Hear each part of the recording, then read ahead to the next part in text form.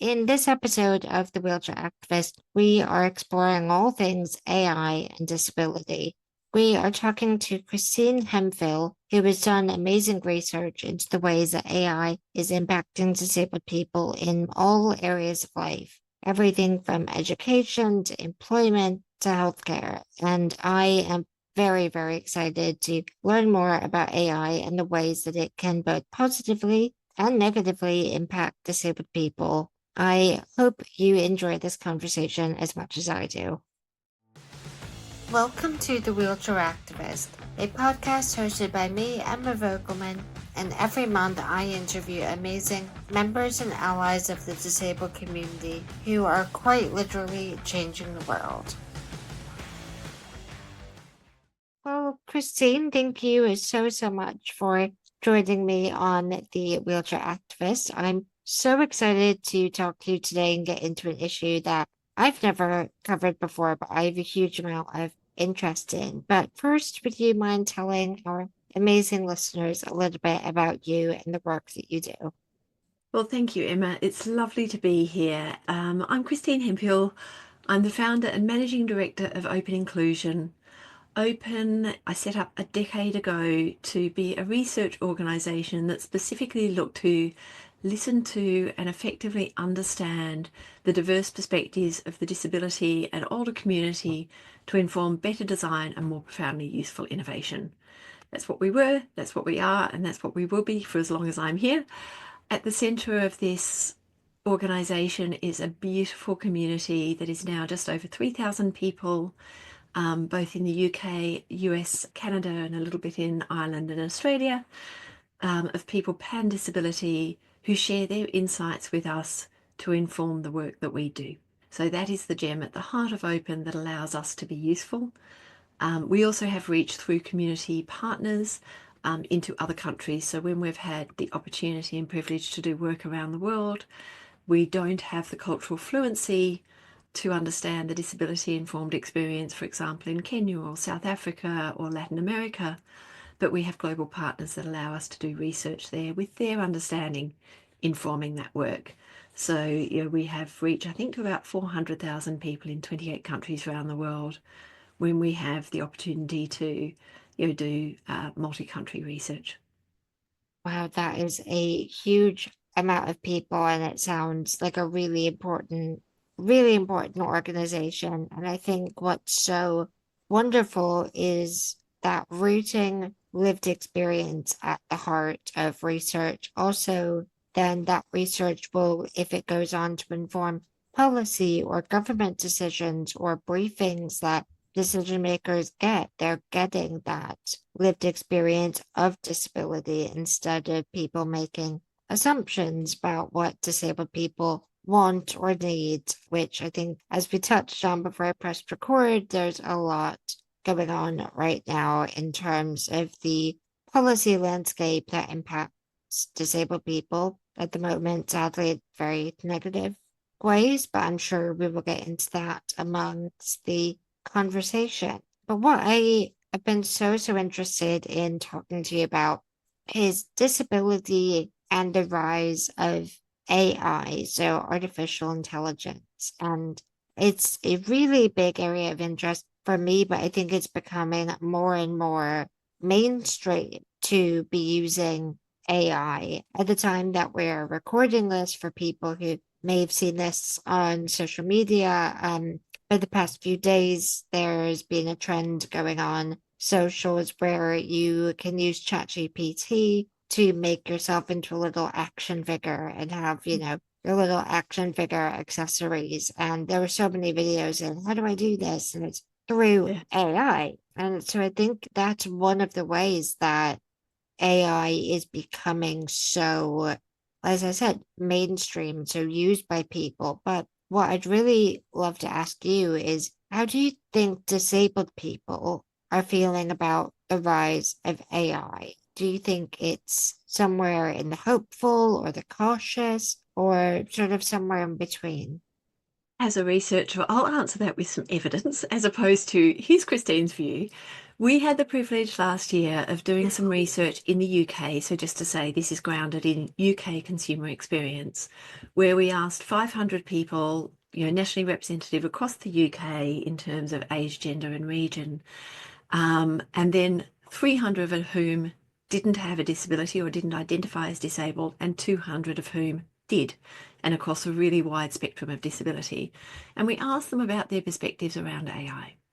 And what was really interesting, in general, people with disabilities and without disabilities are positive about AI. So if there's a kind of -5 to +5, I'm just looking at my data here, they were marginally positive on both disabled people and non-disabled people. So this was a scale from 0 to 10. So 5 being, if it's below 5, it's negative. If it's up, 10, it's extremely positive.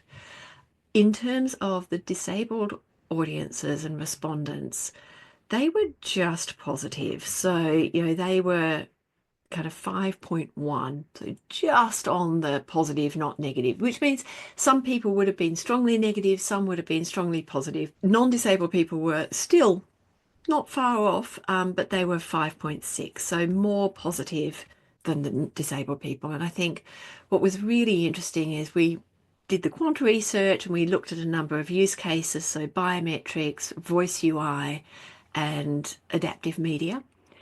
Biometrics was the most positively seen by disabled people, then voice UI, then adaptive media. But there were a lot more concerns, and the concerns when we looked at specifics in terms of what are the benefits and what are the concerns, there is less benefit and more concern to disabled people consistently across all three use cases.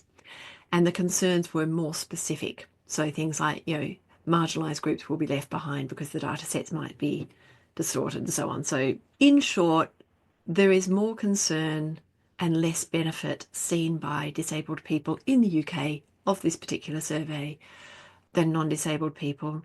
When we did a little bit of qualitative research to kind of unpick that and understand that in a slightly richer way, one of the things a number of my colleagues were sharing this research earlier this year, and one's a wheelchair user and one is blind, and they both talked about how both they might get more positives with AI. So the benefits might be greater because the ability to adapt inaccessible environments, tools, approaches, information to their needs might actually provide greater benefit to the disability community than to non-disabled people.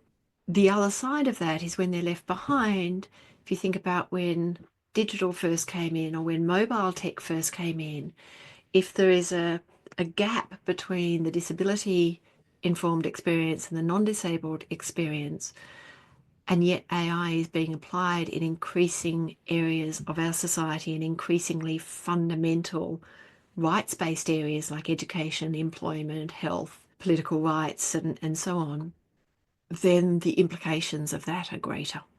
So I think even though there is a marginal difference and there is a difference between these communities, what's interesting is when you blow that up in terms of there are probably greater benefits, but also greater costs and fears to the disability community. And I think they're very well founded. And we've done some work on how well founded they are.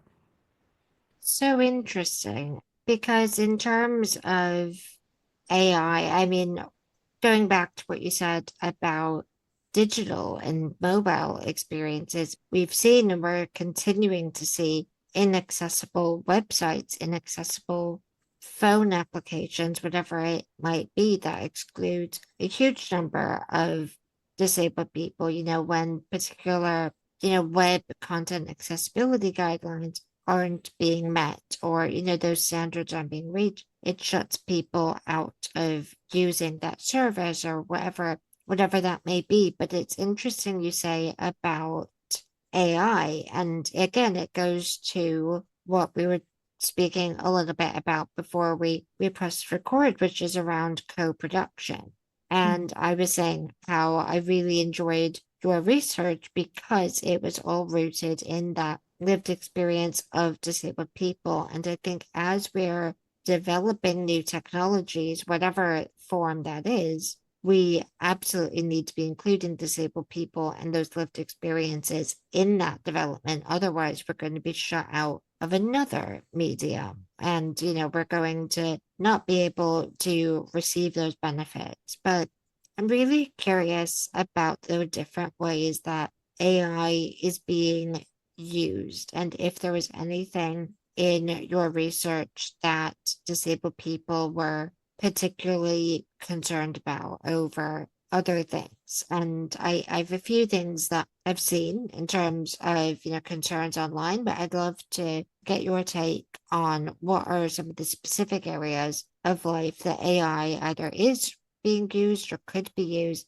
that disabled people said they were most concerned about. Yeah, and I think disabled people, let's just start there. It's a community of 1.3 billion people. So there are consistencies, but there are a lot of inconsistencies along that community as well. And depending on people's personal experience, not just due to their disability, but all their other characteristics.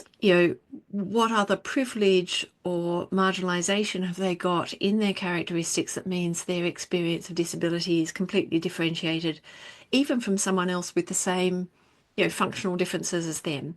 Even the different assistive technology or adaptive approaches we might use can mean that our experiences, our barriers, our enablement is quite different. So, just by saying I'm really conscious of not speaking for a community because there are so many beautiful sub-communities within that community.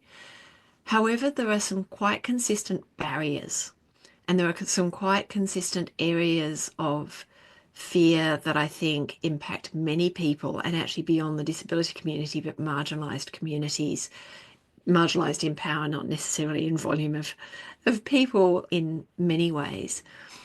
The most obvious of these is around what I was talking about before in rights-based areas, in areas that can really fundamentally impact someone's ability to live independently with agency and with, confidence and capability in the society around them. So some of the most important areas where exclusion would fundamentally impact someone's life. Let's just start there.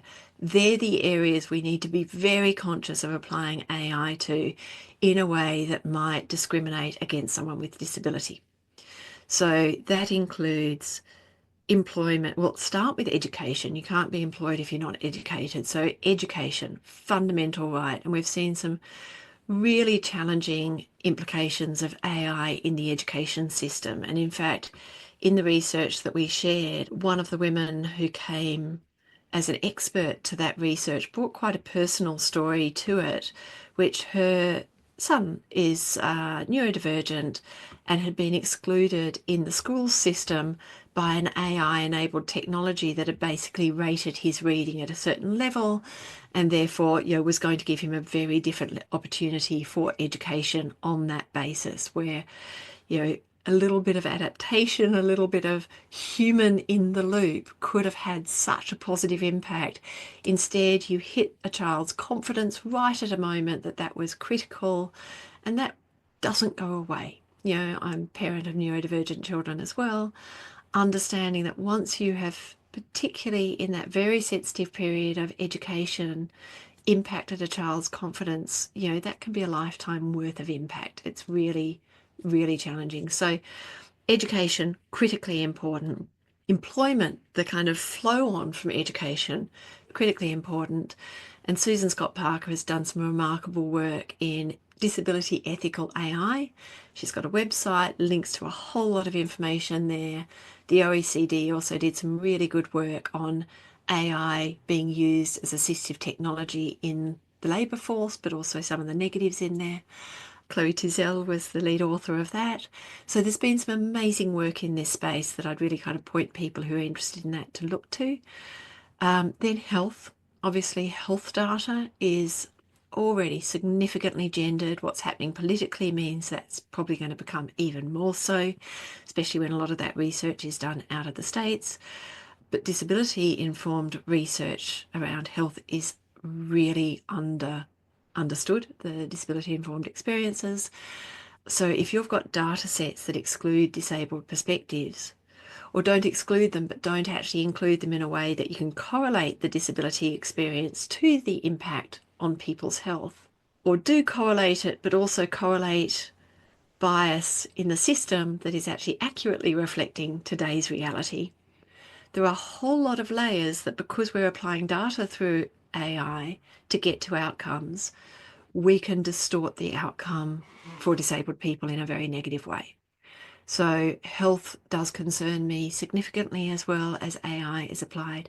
Equally on health, I think there's some amazing applications of AI to be able to understand better what's going on and faster than humans could possibly move our brains across if it's set up successfully and in a very conscious way to start with.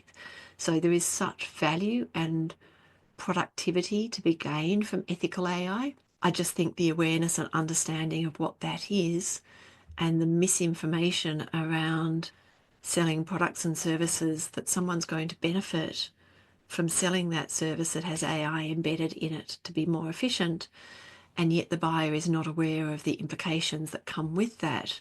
This is a very new technology, and so there's some very unequal pressures and knowledge that can impact how people might wish to buy a system and apply it, and recognizing the potential implication of that system, whether they're a government, whether they're an organisation. It might be a government thinking about using it in a justice system, it might be an organisation looking at putting it in an HR system, or it might be a health organisation thinking about how they can, hold and manage health data to get to faster outcomes. All of these could be very positive and very practical, and they can be very problematic given our understanding of the challenges in the data sets that underpin these. There's so much within that that I desperately want to ask you about, but I think I'll start with, and please, I'm not an expert, so please feel free to correct me wherever I'm wrong, but the data and sort of the resources, the sources that AI is using is very much based on averages and sort of volumes of content that it sees. And so it's using the resources and the sources, like I said, that it has available. And it's very much about averages and norms. But I'm wondering, in terms of disability, where, as you said, it's this incredibly diverse community. And as you said, with all different access needs or communication needs or whatever it might be, is there an inherent risk with AI just at its very core that it could be already excluding disabled people or the way that disabled people communicate or lived experience or sort of anything like that based on what AI has at its disposal? Absolutely. And it's really interesting that the very nature of AI is you've kind of but firstly, can I just say nobody's an AI expert, even if they pretend to be. This technology or set of technologies, because it's not a technology, this suite of technologies is coming at us so fast, and it's self-transforming so rapidly. None of us is an expert, and I most definitely am not. I'm listening actively in this space, but it's most definitely a space that I feel consistently uncomfortably comfortable in. And I think I mention that because I think we all should. It's a space where it's very easy to go, I'm not an expert here. How could I have a useful, valuable voice or perspective to put into the debates that are happening around it? Here is my first thing. I'm being the politician here. I'm not answering your question. I'm answering the thing I want to share first, which is please, everybody, step forward into this space and bring your perspectives and bring your views and ask good questions and challenge what's going on. Nobody is an expert, despite what they say, and we need a more diverse set of voices involved in the debates around AI, how it's used, where it's appropriately applied, what sort of constraints and guardrails and guidelines are required around it, and how that might be implemented to minimize harm and maximize the benefit of this very powerful tool. So I just, urge everybody to lean forward and be uncomfortably comfortable or comfortably uncomfortable, because no one's going to be confidently comfortable in this space. And if they are, they're just kidding themselves. There are a few people that are springing to mind in the global stage, so absolutely with you on that. Yeah, so it's just a space we need more voices, and I just want anyone listening to this, get curious and bring your perspective because it's needed. Your question around averages, in order to make data usable by an algorithm, you basically need to synthesize it, simplify it, codify it. It's taking data and making it usable for an algorithm. The practice of doing that strips the data of a lot of its meaning. And that's that kind of averaging and normalizing what is not a norm, it's the knowledge and the experiences often at the edges that are the particularly powerful ones, yet that process often strips those out. Trisha Wong spoke, she actually wrote a beautiful article in 2013 about thick and thin data.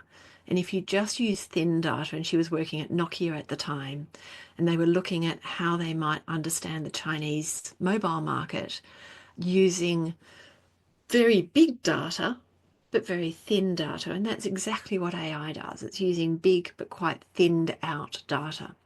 That becomes very problematic quite quickly because you can see patterns, but you can't know why. It's the what without the why.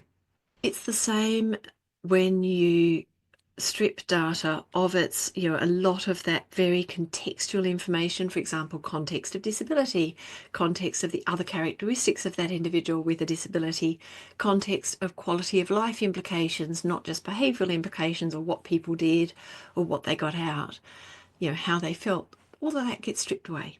It's not qualitative data. It becomes very, very quant very quickly, very numeric, because essentially it's got to be put into zeros and ones. So that very process of turning it into useful data for AI actually can make it quite harmful, especially to people who have more atypical experiences. And in fact, again, I'm just going to keep throwing references in so people who are curious can read from people who are much better than me at speaking about this. Jutta Treviranus from OCAD in Canada at the Inclusive Design Centre there speaks beautifully about AI and about stripping down of the atypical experience and the implications of that. And in fact, just a very simple example that she's used about that, when you've got autonomous vehicles that use AI to understand from sensor data to moving a vehicle through space safely. They had an autonomous vehicle in Canada moving through a space where somebody was using a wheelchair. They were using a wheelchair in an atypical way. They weren't moving forward, they actually used their feet on the ground and moved backwards. So it allowed them, with the mobility that they had, to move through space in their way. But the car didn't recognise that as a human and would have run over them had there not been a driver still in control and therefore human in the loop to protect that individual. That's the cost of an algorithm not understanding that complexity of humans that you were talking about before, and the fact that we don't all fit naturally into very clean little boxes of particular ways of moving or acting or seeing. And just a less impactful or life-threatening, but still impactful example, you were talking about representation before and about everyone making their little action figures at the moment and how fun that is. Well, it's a lot less fun if you've got an atypical body and it won't make it in a way that reflects you. And you're looking at all your friends getting their little characters and going, well, that's great for you, but why haven't you been Mm. able to make me that looks like me because your underlying data set didn't work well enough for me? And the most obvious perspective I've seen on that was if you ask an AI to generate an image of a disabled person or to have a crowd with a disabled person in it, or then you get a bit more specific and you say, can we have some people with these characteristics and some people with those? And it just can't do it really well. And Jeremy Davis, a comedian in the US who's an autistic gentleman himself, looked at one of the image creation AI sites and said, please show me autistic individuals. Give me some images of autistic people. Mm, And he got 100 images. And I'm going to get the stats wrong because I don't have them in front of me, but it was something like 90 of them were teenage men. You know, interesting, and they were all white, of very few course. women, very few people who weren't white, and most of them looking quite pasty and quite unhealthy. So what AI does is when there's a trend, it doesn't just play it forward, it amplifies it forward. And I think that's a critical point for us to understand is when AI picks up on patterns in data, in underlying data, and that underlying data is quite distorted because, for example, our representation across society is remarkably distorted in terms of, just think about who's in ads, who's in films, who do we see in society in the, images and imagery of humans, and who doesn't get equivalently represented in that. All of that distortion doesn't just get played forward, it gets amplified forward because the algorithm picks up on that trend and goes, oh, great, I got something. Yay, me. I'm going to play that forward. In this case, it's still harmful because representation is harmful, but it's not life threatening. But it can also be rights threatening. And we've seen this happen in the justice system, for example, in the US, where AI has been used to support sentencing. And it plays forward trends from the past in very negative ways, particularly for people of marginalised ethnicities. Again, there's so much in there that I think really resonates, but really, really clearly explains the way that, like you said, stripping that data and, removing the outliers from data sets and trying to find that norm, really excluding disabled people and the ways that they interact with everything. I mean, the autonomous vehicles example. So my day job is working at Transport for All, which is a disabled persons organization focusing on access to transport and street space. And with the emergence of autonomous vehicles and in the previous parliament, various debates around autonomous vehicles in legislation, we were very heavily campaigning for there to be a requirement to have developers and manufacturers of autonomous vehicles work with disabled people to be designing these in a way that, like I mentioned earlier, isn't going to shut us out Mhm. from this new mode of transport. But I think what you've really greatly touched on is that safety concern and, that example of someone using their wheelchair differently and that ultimately being then life or death. And how incredibly important that is. So I'm almost making a mental note to myself, for work to be pushing for that even stronger and that, at Transport for All, we call for everything, all policy to be co-produced with disabled people. But I think particularly around this, your example makes it so clear why that is absolutely needed and why there needs to be legislative requirements for developers and manufacturers to work with disabled people so that they can then plan for as many of those eventualities as possible. But when you were saying about the action figures, it actually just struck me as you were talking. Mine, I uploaded a picture of myself. And for those of you who are listening instead of, watching this on YouTube, I have a ventilator that I use through a tracheostomy. And now thinking about it, none of the versions of the little action figure that it showed me had that.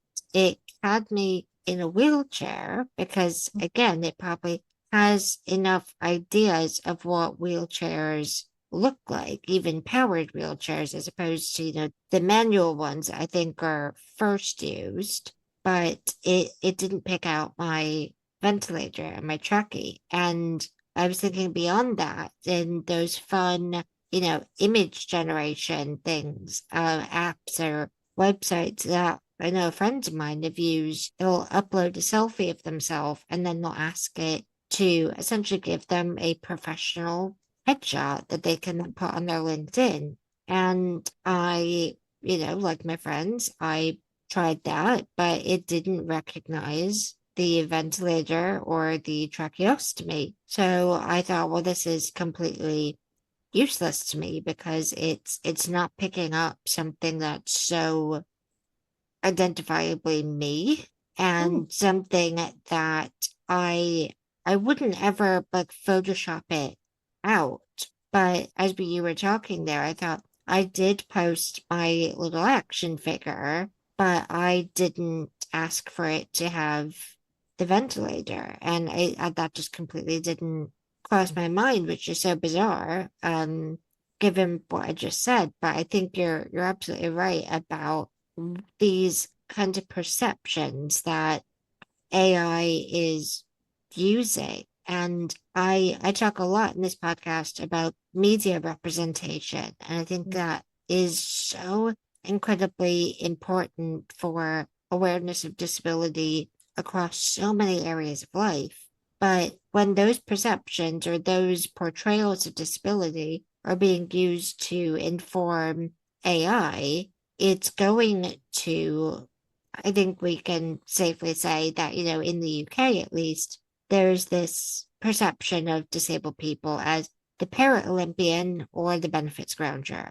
And if those are the examples that are being given to AI, or there's a bonus fun third one, which is, the tragic disabled well, person. the pity porn, the Mm, inspirational porn, or the superhero. And these are yes. they're mythological creatures that, yes, there will be people that, like any other community, will fall into being truly inspirational. Actually, we were talking about Tiffany Yu just before this, Yeah. and I've just recently had the privilege of having a chat to her, and she says, if you can take away the word disability and the person's still truly inspirational, use the word inspirational. Like, there are amazing people doing amazing things that have Yeah. disabilities, just as there are in every other community.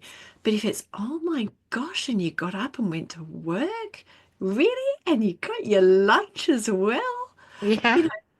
know, right, good, eh? So, there's these caricatures as opposed Mm, to characters that media tends to overplay. And they're these mythological creatures that we've got used to hearing about, whether it's through fairy tales or like through lots and lots of cultural experience. We've overplayed these mythologies. And the reality of the disability community, like any other community, is there's every spectrum of interesting, curious, and quirky human beings in the middle. absolutely. And I'm just thinking about, some of the research that I did in, preparation for this episode. And there was a lot of commentary around AI being ableist. And Yeah. I think that that makes so much sense to me based on what we've talked about how it's getting information about disability and how it's stripping away that nuance, that diversity, that huge range of what, like we've said, someone with the same condition can look completely different to another person with their condition and have completely different needs. So would you say that there's a genuine risk that AI is being ableist? AI is a set of tools underpinned by sets of data and empowered by being applied to solve problems. None of that has a conscience. So it's essentially zeros and ones all the way through. However, there are a lot of people involved in the making of that. And there are a lot of past and current experiences that are fueling that data set that feed into that and making decisions on how that data set is applied, where it is used, and what the implications of different outcomes. You hit channel A, B, C, D, and you're going to get different outcomes. Maybe it's different insurance prices or different offers or different, opportunities or whatever it is. They're all the humans in the loop, and our society is clearly quite ableist. Our data sets are even more ableist, I think, than our society because our practices around research and data are actually fundamentally exclusionary.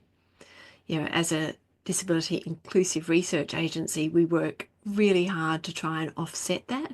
But standard research practices actually exclude disabled people in many different ways, from intent, tools, skills, understanding, even once you've got that insight and application. So, right across the ecosystem of research, there are layers of disability exclusion that are impacting how research accurately and appropriately reflects disabled people's experiences. Given that that sits in all our data sets, our actual reality is quite ableist. We know that. We know that people with disabilities don't have equivalent opportunity to those without in lots of different ways across lots of different parts of society. So the data could have gaps in it, firstly, and those gaps could be very meaningful. Secondly, the data could reflect our reality and reflect our current level of discrimination frauds. The application of that through a process, if you're not doing what you're trying to get everyone to do at Transport for All, involved right the way through this practice and process of designing and applying AI and hopefully also monitoring and verifying that it's working as it was planned, that if people with differentiated experiences aren't involved in that, it will, by its nature and by the nature of the environment that we live in, it will exclude. There is no question. So, for all that I say, zeros and ones are zeros and ones and really don't care which way they flip, the way in which technology is created, the way in which it's informed, and the way in which it's applied, and the implications of that application all will discriminate. That makes a lot of sense, and you're absolutely right. And I think we've all heard similar arguments before about, well, it's technology, so how can it be discriminatory? But as you say, is it's created by people as much as it does get, stripped down into those zeros and ones. Those zeros and ones come from real people collecting real experiences about real society. So I think there's a lot to take in with all of that. And I think all of the risks that are immediately jumping to mind in those areas that you mentioned of education, employment, and healthcare. But what are some of the positive ways, I suppose, that disabled people could be using AI, or if disabled people were to get more involved in the development of AI, or like you say, in the debates and conversations around AI, what are ways that it could potentially support disabled people to be more independent or to achieve whatever it is they want to? AI has a lot of power, and that power can be used for good. And we have seen some really beautiful examples of AI enabled technologies that are specifically designed for disabled people and communities that can transform people's capability, independence, and experiences. So, for all that I've gone to some of the risks of particularly broadly applied, not specifically in considered AI, there are some incredible and positive powers of AI to enable people. As an example, the Scott Morgan Foundation is doing work on voice UI to enable people who are losing their voice, say through ALS or through Huntington's or other conditions that people can progressively lose their voice, so that their assistive communication devices actually are embedded with their own voices in the future. Now, the quality of life implications of that on someone being able to communicate with their family and read a story for their children or tell their wife they love them or speak at an event and do their work in their own voice, that's incredibly positive and powerful. If we Yeah. think about transport, you were talking about, transport for all. We've been doing some really interesting work, with the Royal National Institute of the Blind around understanding how technology can enable blind and partially sighted individuals to navigate transport systems, urban spaces and public transport systems. And there is such both mainstream technologies enabled underneath by AI and specific technologies designed for people who are blind or partially sighted, or even designed for other purposes that can be co-opted by people who are blind and partially sighted to make things so much easier for people with low vision or no vision to navigate spaces confidently, independently, or safely, or hopefully all three. So there are really powerful and positive use cases of AI enabling people with disabilities to independently navigate things that are more complex and have more barriers in them today. Even little things like being able to pick up on prosthetic designs in one part of the world and 3D print them in another part of the world using AI and computer vision to, say, match on a child's arm as it's growing. This is reducing the cost enormously of getting to the assistive tech that can enable and empower people.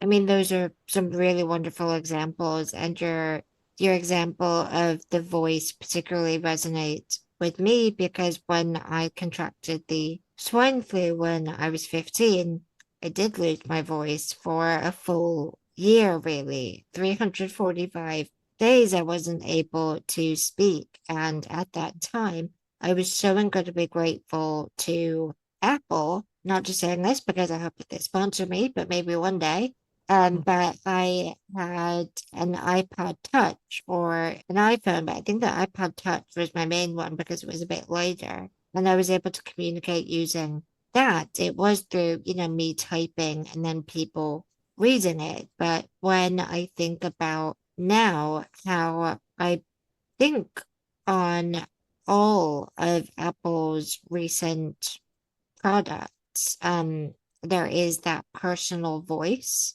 More or less, you read a bunch of sentences to it, and it then is able to use, AI to then use your voice to read out whatever it is that you've written, or like you said, saying, I love you, or reading a story, or whatever that is. And when I think about what that would have meant, not just to me as the person who lost their voice, but to my family. And, I remember my mom so clearly saying that, she was just calling my voicemail on my mobile at that point over and over to get to my voicemail because that was the only recording of my voice. But now, technology like that, it makes that assistive tech that much more personal and that much more, I don't want to say easy to use, but I think for people who might struggle with internalized ableism and not wanting to rely on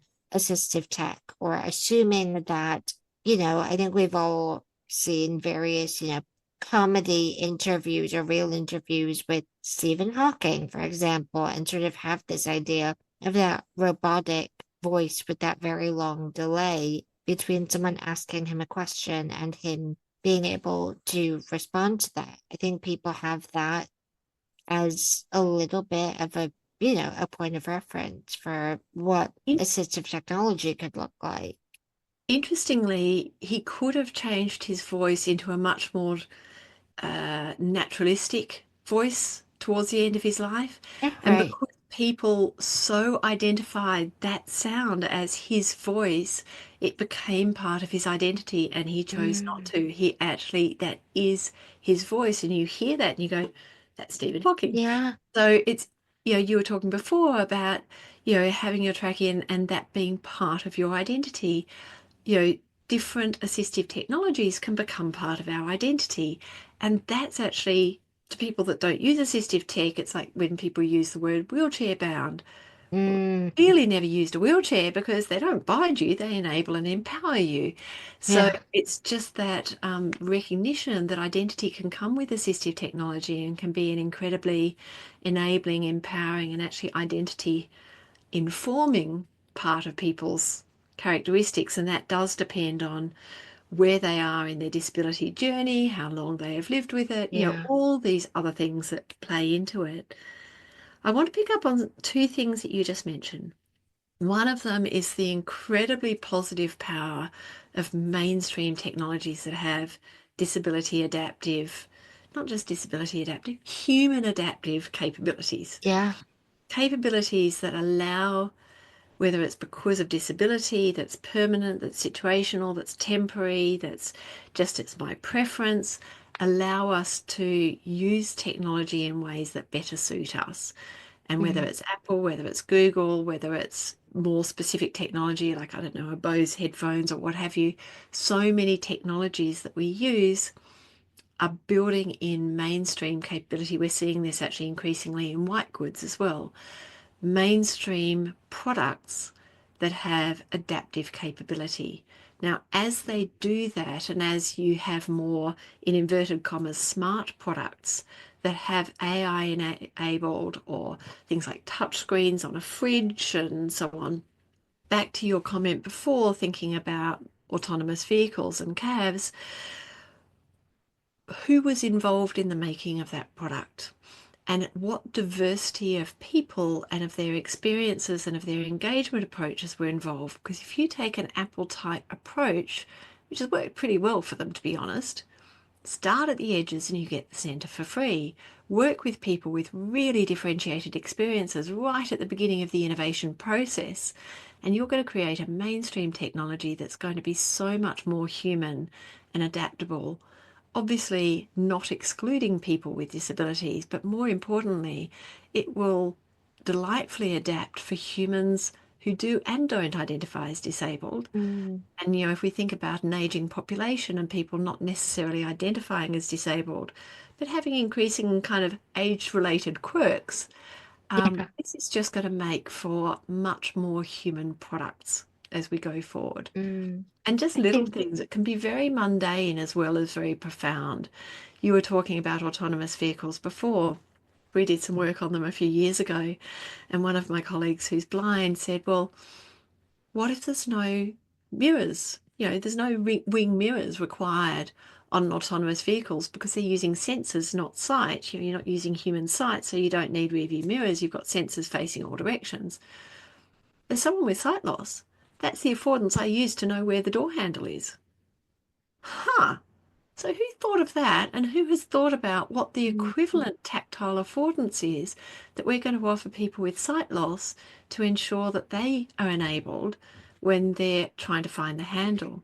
And just a yeah. little add on to that, we were in Italy actually at the Assistive Tech conference a couple of years ago, and my husband and I were sitting there on the pavement this is when a heat wave was hitting Italy on a very, very hot evening, and a son or son-in-law came round to pick up his mother or mother-in-law, who was quite an aged lady, and trying to get into his car. The car was this very modern, very sexy beast owned by someone who's, currently got a lot of political power in the States. And she could not find the door handle for love or money. The door handle was obviously didn't have this obvious tactile affordance of your standard door handle. It was Mm. kind of built into the door, and she was there trying to find this thing to get into the back seat of the car. Could not. Eventually, the son had to come round and open the door for her because they'd taken away that affordance that allowed someone who had more limited dexterity and sight to be able to know where that door handle was. So something as simple as getting into a car, they'd just taken away her independence. I mean, that's fascinating. And what I think is so interesting, without going full transport nerd in all of this, but what I think is so interesting about autonomous vehicles is that I feel like they are really being pushed towards the visually impaired community because there is this assumption that, that will open every single door possible. I mean, metaphorically, every door that, if a visually impaired person wants to go to the shop, then clearly the only barrier they have is driving themselves to the shop. But what I think is so interesting is the ways that they're not even being designed. And there's that example you just mentioned, but I could think of so many others. They're not being designed for an actual blind or visually impaired person. It's based on an idea that someone has of a blind or visually impaired person. As Someone, yeah, exactly, who's not blind or visually impaired would go, of course, this is going to be useful technology. exactly, but not Who's designing thinking it? exactly, not thinking about, like you said, about the wing mirror being an indicator for someone, or, there are so many little things that I've learned about autonomous vehicles and the way that they're being developed right now that I can just spot problem after problem for so many impairment groups, unless we bring disabled people into that conversation and make that a requirement of manufacturers, because I think we've all seen not many manufacturers are going to take that step themselves to engage with the disabled community because of there are so many reasons that I agree with none of. But unless it's a requirement to consult, I think it's unlikely that that consultation is going to happen, and therefore that end product is going to be pitched towards a blind or visually impaired person. And like that friend that you mentioned, they're going to say, well, how do I get into it? Because the wing mirror is gone. And again, it's just this big flashy piece of tech that is not actually going to benefit the disabled community because it's not designed in that way. But I think what we were saying about the different ways that AI can enable, I think that's so interesting. And, beyond the voice, which, as I mentioned, really strikes with me, but as we are talking about with Apple, I do think that, and again, I'm no accessibility expert at Apple, but I have used an iPhone since the first one came out. And I now really use the whole Apple ecosystem because of the accessibility features that are built in and are so easily built in. They're right there in the main settings page. You don't have to go into some, advanced fourth option page to find, how do I change the text size? But the way that Apple has built in so many accessibility features that not just I use as someone with a, physical impairment, or I use things like the assistive touch. I use Siri, who's probably going to yell at me any minute because she hears herself. But I use all of those, and they're so readily available that I do feel that Apple does seem to care about disabled consumers. Again, that's my own perception. I think it's a really interesting point, Emma, and I think I would challenge designers of autonomous vehicles to learn from those who have gone before and been incredibly successful in technology development. So don't look at current practices of vehicle design. Don't start with our flawed, process of, design crime everywhere I look. I mean, I always say when I talk to young designers, the thing about inclusive design is it's such a joy because everywhere you look, there's opportunity. And it's Yeah. so frustrating because everywhere you look, you'll see bad design. Our current level of design across our society is really pretty poor because we've just anchored in quite an inaccessible and quite a narrow target audience for design. And that's not just disability, it's actually across a lot of characteristics. But I would really challenge innovators and people wanting to be successful.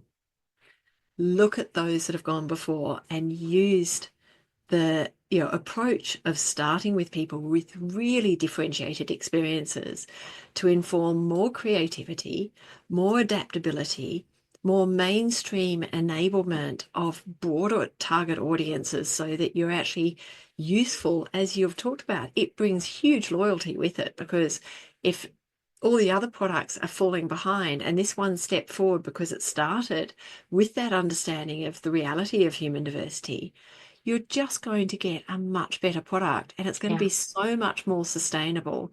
And quite frankly, in a market like autonomous vehicles, there's not yet leadership because it's such a immature market. If you think about Apple, this I find it really interesting because they were ahead of the curve.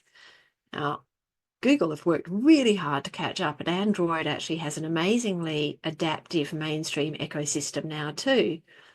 But it's very hard to challenge a leader when that leadership was won fair and squarely and they were ahead of the fair. curve. Mm, Now, there's mm. space for leadership in these new spaces. So here is a wake-up call to anyone who works in an autonomous vehicle organization or anywhere else where you're thinking about how might we differentiate and create sustainable competitive advantage in this market. Come talk to the disability community because there's some really good knowledge there that'll help. Preferably, please come to Transport for All because we would love to get involved in that. That's me putting my workday hat back on. But no, I think you're absolutely right in looking at good practice examples of engagement and design around that. And I would love to ask you one more question. We've talked a lot about encouraging disabled people to get involved in these debates and in this conversation. What advice or what channels would you suggest to disabled people who maybe have listened to this and either have more questions or they want to learn more? And then how would you direct them to get involved in these conversations? Well, a bit like you, I'll wear my day hat firstly and say, please come and join Open Inclusion's Insight community because we would love to hear your perspectives. And we make sure, one, you're well remunerated for perspectives you share, but secondly, we work in spaces where the clients are listening. And so the power and influence of your voice, 3,000 people do not represent 1.3 million people, or even, we've got, I think, just over 1,000 in the UK, do not represent the 16 million people in the UK, but it actually means your voice is over amplified because you're the one being heard. So, I'd really welcome anyone to come and join the community and get involved in research because we are listening and we co-create that research with people with different disabilities so that we design it right from the very start. In fact, quite often even at the proposal stage, with people with different disabilities informing us to make sure we're looking the right way and asking the right question to make sure that that understanding is shared appropriately and usefully. I think there is also, this is a time where we need community to step forward. There's a lot going on, and I recognise that not everyone will have that energy, time, and space to do so. So whether it's you doing it or supporting someone else who's doing it, or just you're amplifying other voices when you don't feel that you have the time and space for your own. This is a community and this is a community where we can support each other. And I think one of the things we've just been talking to our community leaders, both in the UK and US in the last 2 days, about some of the things that are going on at the macro level at the moment. It feels like people are pouring water of division between the community and across communities. This is a time where we need to support each other. Make space for each other, make space for our differences, and find those points of commonality where we can work together. And where you don't have the energy, support those that do. And when you do, make space for other people to support you because we need to lift this roof. And in whatever way you're curious and interested and want to be involved, follow that because there are so many ways that people can get involved, whether that's in a community group, whether that's in a campaign that's going on, whether that's in policy and trying to, advocate for change at the governmental and guidelines, and whether it's things like AI guidelines, whether it's policy around social services. There's so many spaces. Pick one that suits you. Again, just before we started recording, Emmy, you and I were talking about it can be really exhausting. Do what you can in the moment you're given with the time and energy you've got, and don't beat yourself up beyond that because if we all just did that, oh my gosh, could you imagine what the world would be like? I am going to have my producer clip that and then I'm going to play it to myself whenever I feel like I need that little bit of empathic motivation. So thank you so, so much. And I will make sure that we have the link to your organization in the episode description. So if anyone is interested, they're able to get directly there. I just wanted to say, Christine, again, a huge, huge thank you for joining me on this podcast episode. It's been incredibly interesting and hopefully not too self-indulgent in my interest, but hopefully other people will really be interested in this area that, like you said, no one is an expert in, and that it's an exciting and really important time to be Mm. having conversations like this. So a huge thank you for taking the time to talk to me. Oh, absolute pleasure, and thank you for making space because these spaces are important. And, I talked about some of the big ways people can get involved in things. Sometimes it's just listening, getting curious, getting critical, thinking, there's so many micro things we can do to progress our society as well. This space is not a micro one, this is a macro one. So thank you for holding that space. Thank you so much for listening to this episode of The Wheelchair Activist. If you want to stay up to date and catch all of our previous episodes, you can find them all on my website, thewheelchairactivist.com. You can also follow me on social media at emma.vogelman on most platforms. And if you'd like to support the podcast, our links to the GoFundMe and Buy Me a Coffee are in this episode description. And I'm so excited to bring you another episode next month. See you then.